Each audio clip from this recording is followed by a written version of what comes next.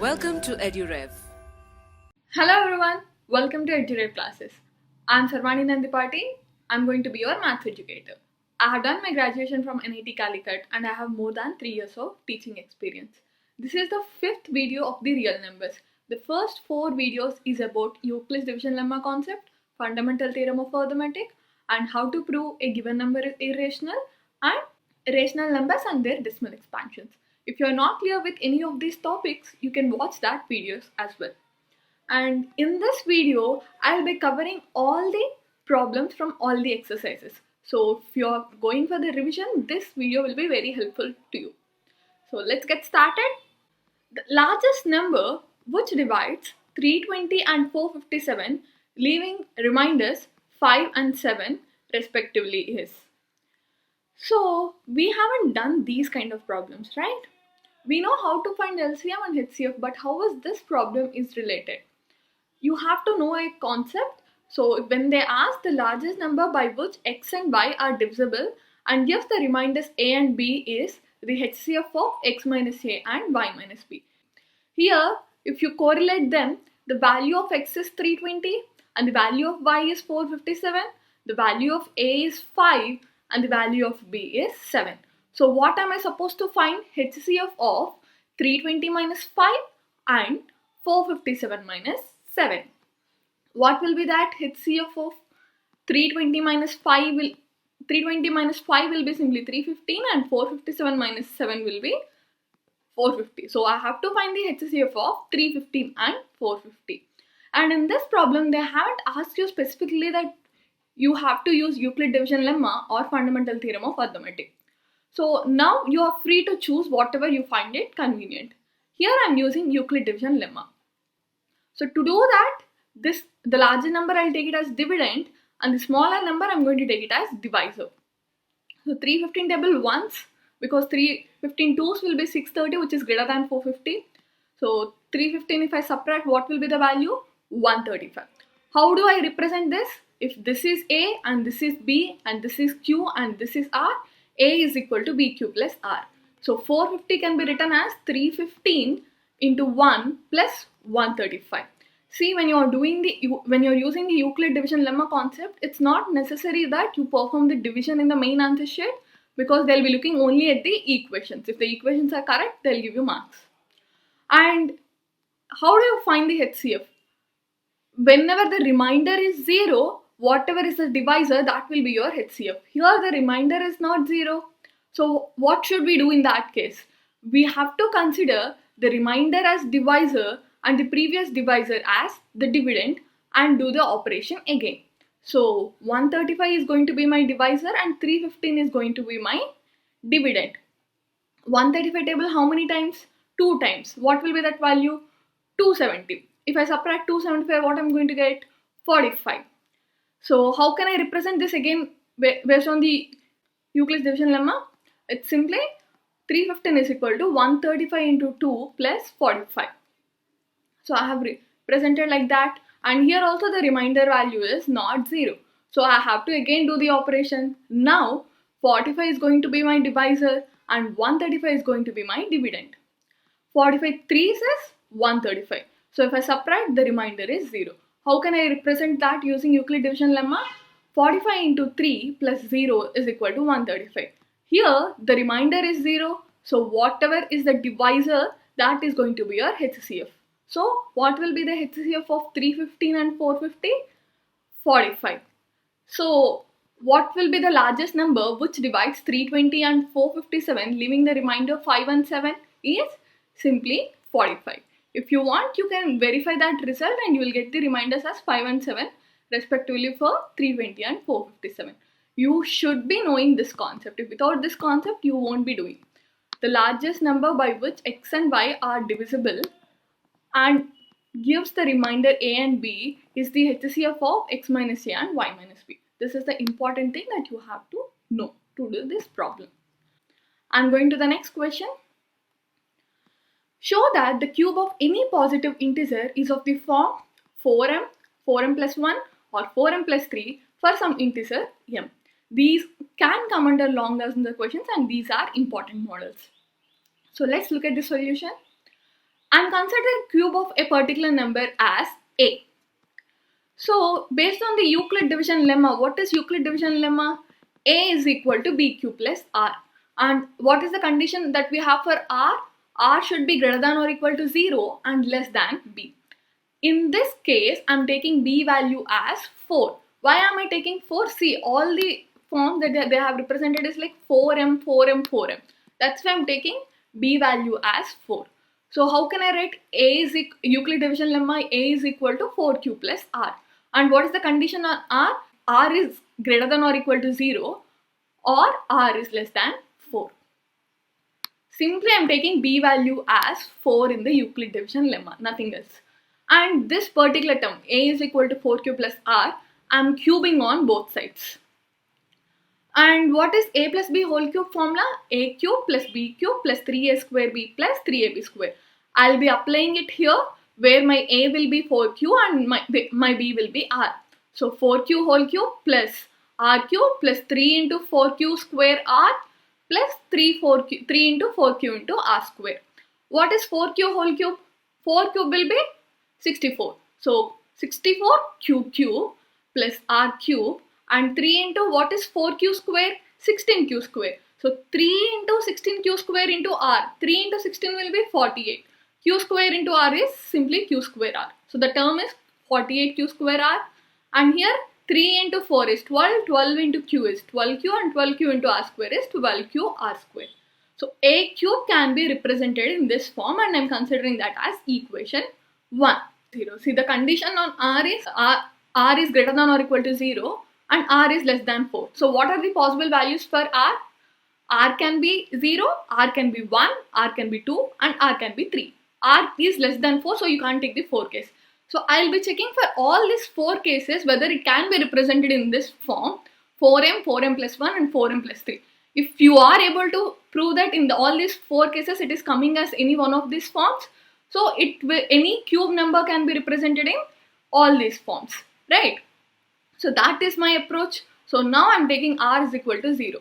What will happen in the equation 1? I can write a cube is equal to 64 cube plus 0 cube is 0 and 48 q square into 0 is 0 and 12q 0 square is 0. So these 3 terms are going to become 0. So what can I write? A cube is equal to 64 cube. And from this 64 cube, I'm taking 4 common. So what is that? 16 cube. And this 16 cube is there, no? I'm considering it as another integer m. So what can I write this part as? Simply a cube is equal to 4m. So when r is equal to 0, it is in the form of 4m. Now I'll check for the next case. R is equal to 1. Substitute that again in the equation 1. What will you get? A cube is equal to 64 cube plus r cube is plus 1 cube. So the value is 1 plus 48 q square into 1 is simply 48 q square plus 12 q into 1 square is 12 q. And from this I'm grouping 3 elements. Okay, I'm just ignoring the constant term and I'm grouping these 3 terms. So 64 cube, 48 q square, 12 q. What can I take common? 4 I can take common. So if I take 4, here 16 cube will be left out. And for 48 q square, 12 q square will be left out. And for 12 q, 3 q is left out. And this particular term, whatever is there inside, I'm considering that as another variable m or another integer m. So how can I represent this value as 4m plus 1? If r is equal to 1, the a cube will be always in the form of 4m plus 1. So that is also among one of the forms they have listed out. Now I'll go for the case 3. Case 3, I'll take r is equal to 2. This is the equation. I have written the equation here. And the equation I have to simply substitute r is equal to 2. What will I get? A cubes is equal to 64 cube and r cube is 2 cube, that is 8, and 48 into q square into 2. 48 2s, what will be that value? 96. So the value will be simply 96 into q square, that is 96 q square, and here 12 q into r square. What is r square? 2 square, that is 4. So 12 q into 4 can be written as simply 48 q. And from here, from the whole equation, I'm taking 4 common. What will happen now? If I take 4 common, 60 from 64 cube, I can write it as 16 cube, and from 8 I can write it as 2. If I take 4 common, it will be simply 2, and for 96 q square, if I take 4 common, it will be 24 q square, and for 48 q, if I take 4 common, it will be simply 12 q. And this particular term which is inside the bracket, I am considering that as m. So what can I write a cube as? Simply 4m. That is also among one of the forms they have listed out. And now we'll check for the last case, that is r is equal to 3. In that case, what will happen? A cube is equal to 64 cube and 3 cube, the value will be 27, and 48 into q square into 3. What will be the value of 48 into 3? 144. So 144 into q square will be 144 q square, and 12 into q into 3 square, that is 12 into q into 9. What is 12 into 9? 108. So 108 into q will be simply 108 q. And these terms, the representation is important here. Look carefully. This 27, no, I am writing it as 24 plus 3.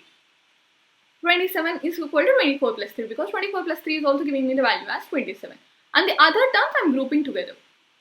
Now, what I am going to do is, I am going to group these elements together. So what will happen?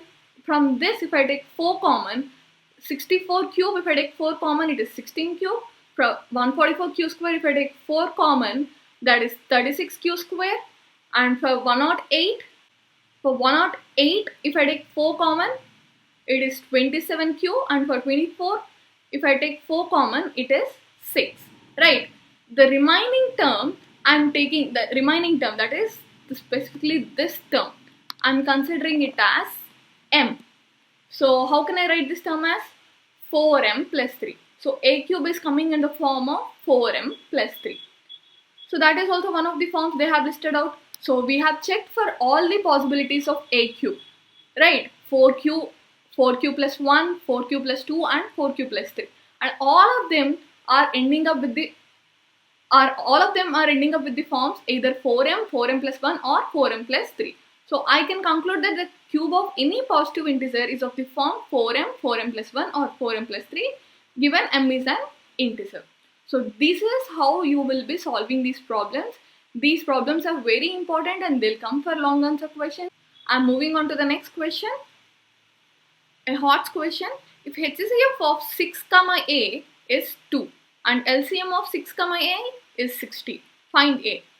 So we know how to find LCM and HCF of numbers, either using factorization method, and for HCF we will use Euclid division lemma.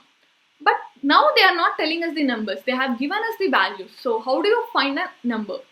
We know LCM, we know HCF, and we know one number is 6. We are supposed to find the other number. So how do we do that? We know one formula, right? Product of two positive integers should be equal to LCM into HCF. So I'll be using that formula here.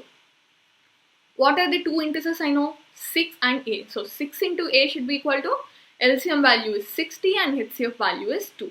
So 6 into a should be equal to 60 into 2. What is 60 into 2? 120. 6 into a is simply 6a.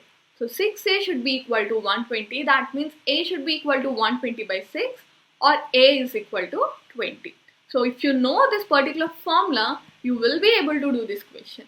The product of two positive integers a and b is simply LCM into HCF. I hope it is clear. I'm moving on to the next slide. The least number that is divisible by all the numbers from 1 to 10, both inclusive is. That means you have to consider 1 and 10 also. So what they are talking about? The least number that is divisible by all the numbers. What is that? It's nothing but simply the LCM, right? The least common multiple. And they have given you options. 10, 100, 504, 2520. See, for this problem, if they give options, instead of going to the normal approach, I would suggest you to look at the options. If you look at the option, it should be divisible by all the numbers from 1 to 10. Is 10 divisible by 9? No. So the answer won't be this. Is 100 divisible by 9? No. Or check, it is not even divisible by 8. Right? And 5 not 4. Is it divisible by 5? No. So this number is also not the answer. So what is left out? D. So my answer should be D. That's it. But if they have given you as a descriptive question, they haven't given you options. You should know the process also, right? We'll look at that now. So you already understood what we are supposed to find is LCM. I have written the prime factorization of all the numbers from 1 to 10 in the following figure. 1 prime factorization will be simply 1. For 2 it is 2. For 3 it is 3. For 4 it is 2 square. For 5 it is 5. For 6 it's 2 into 3. For 7 it is 7. For 8 it's 2 cube. For 9 it's 3 square. And for 10 it is 2 into 5. So these are the prime factorization of all the numbers. How do you find LCM for 2 or more numbers? You are supposed to multiply the highest powers of all the factors. So the primes that are there are 2, 3, 5 and 7. What is the highest power of 2? 2 is there here, 2 square is there here, 2 is again there, 2 cube and 2. So the highest power is 2 cube and again 3, 3, 3 square. So what is the highest power among them? 3 square. So I have to take that. And for 5, what is the highest power? Here it is 5 and here also it is 5. That means simply 5. You can pick any one. And 7 also there is only 1 and the highest power is 1. So what is going to be my LCM? 2 cube into 3 square into 5 into 7. What will be that value? 2 cube is 8, 3 square is 9 and 5 into 7 is 35. What is 8 9 72? So 72 into 35 will be your answer. What will be that value? 2520. So your answer should be option D. But if it is an MCQ questions, I would suggest you to look at the options and eliminate the wrong ones and mark the right one. That would save your time instead of doing this whole process. I hope it is clear. I'm moving on to the next question. Can two numbers have 18 as their HCF and 380 as their LCM? Give reason. So how do you do these kind of problems? So there is a note that you have to remember. HCF of two numbers is always a factor of their LCM. That means if you take two numbers, the HCF that you are going to get should be a factor of LCM. That I also can say that LCM should be divisible by HCF. If a number is divisible by the other number, the output that you are going to get should be an integer. Let's check that. The LCM value is 380 here and the HCF value is 18. So what am I going to get? 380 by 18. In 2 table 9 times and 2 table 190. So 190 by 9. If you find the division, what you are going to get? The value as 21.111 and so on. So it's a 21.1 bar, a non-terminating repeating decimal. It's not a integer. So I can clearly tell that 380 is not divisible by 18 and 18 is not the factor of 380 is not divisible by 18 and 18 is not the factor of 380. Hence I can say that the combination where 18 is HCF and 380 is LCM is not possible for no matter whatever values you take for the numbers. I hope it is clear. I'm moving on to the next question. Prove 1 by root 5 is irrational. So I'll be using method of contradiction. That means I'll assume the given statement is wrong. So what will be my assumption will become 1 by root 5 is rational. If it is rational, it can be represented in the P by Q form. So I'm writing it as A by B, where A, B are integers and B not equals to 0 and A, B are co-primes. That means they should not have any factor other than 1. So how can I write B by A? B by A will be simply root 5 because I'm bringing this 1 by root 5 to the other side and this A by B to the others, to the LHS side. So B by A is equal to root 5. I know B by A is a rational number and I also know root 5 is an irrational number. And a rational number will never be equal to an irrational number. That means the outcome that I am going to get is wrong. The process that I have followed, there is nothing wrong. So if something went wrong, it is only our assumption that 1 by root 5 is rational. So if my assumption is wrong, what should have been the correct one? 1 by root 5 is irrational. So that's what I have mentioned here. You can look at the steps that I have written, and then we'll move on to the next one. Let's move on to the next question. If 0.2316 is expressed in the form of p by 2 power n 5 power m for the smallest value of the whole numbers n and m, write the values of n, m and p. So first try to represent 0.2316 in a rational form. What should I do? It has four places after the point. That means I have to multiply it with 10 power 4 and divide it with 10 power 4. So what will happen to the numerator? It will be simply 2316 and the denominator will be 10 to the power 4. I'm going to write the prime factorization because they were asking for the smaller values of p and m, right? So what 2316, the last digit is 6, so it is divisible by 2. How many times? 1158. And again the last digit is 8, so it is divisible by 2. 579 times. And this number is again divisible by 3. Look at this sum. 5 plus 7 is 12 and 12 plus 9 is 21. 21 is divisible by 3, so this number is again divisible by 3. So that's why I'm writing it as 3 into 193. And the number 193 is not a composite number, so you can't factorize it further. So what can I write 2316 as? 2 square into 3 into 193. So I'm replacing 2316 with the prime factorization value I got, and 10 power 4 can be simply written as 2 power 4 into 5 to the power 4. And these two, here 2 square and here 2 power 4. So what will be left out? Simply 2 square. In the denominator I have written that. So can it be factorized further? No, because if 2 should be getting cancelled, the term should have an even number. Both of them don't have. And if it should be cancelled with 5, the last term should be 5 or 0 and both of them don't have.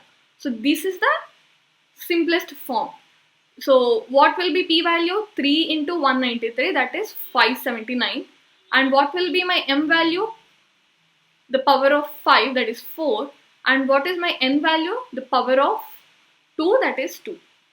So I hope it is clear what are the values I have got and the process I have followed, and I'm moving on to the next slide. So with this, I'll be ending my session. So in case if you want to look at the summary, you can check the note section, and there were a lot of tests to practice in EduRev Infinity platform. You can do that and you can write the tests. All these practice tests or practice papers or the tests were prepared by NCERT experts to the level of NCERT. So if you write a test, you will also get a national wide rankings. You can understand yourself better and improve. In case if you haven't taken the EduRev Infinity subscription, do it today. Thanks for staying tuned. I hope you liked the session. All the best.